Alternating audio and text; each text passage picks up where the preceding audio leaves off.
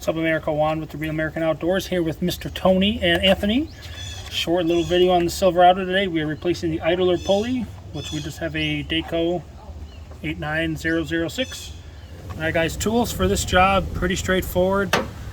We got 2 socket wrenches. They're both 15 millimeter. And honestly, that is all you need for this, besides maybe pen and paper if you want to jot down the belt routing diagram. Alright guys, so using our 15 millimeter wrench, we are going to loosen the tensioner to remove the belt.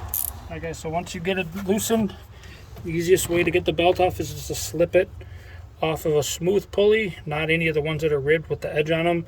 Then you can just slide it right off and on as you need, whether it's on or off. And then you can just release the tension and it's off.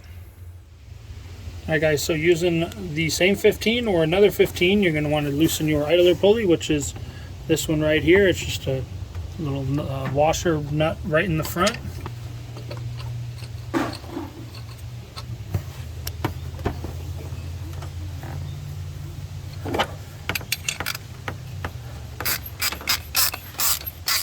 So guys, once you have the old pulley off, you got to transfer the spacer over, which utilizes a kind of clip. You just got to kind of clip off on the back here to be able to remove the spacer off the old one. I already have it on the new one here, but I just wanted to show you with it already apart.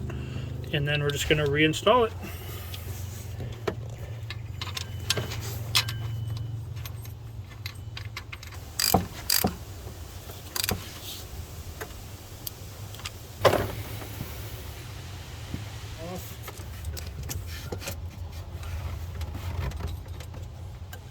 And once you get it lined up, you just release the tension and you are all set.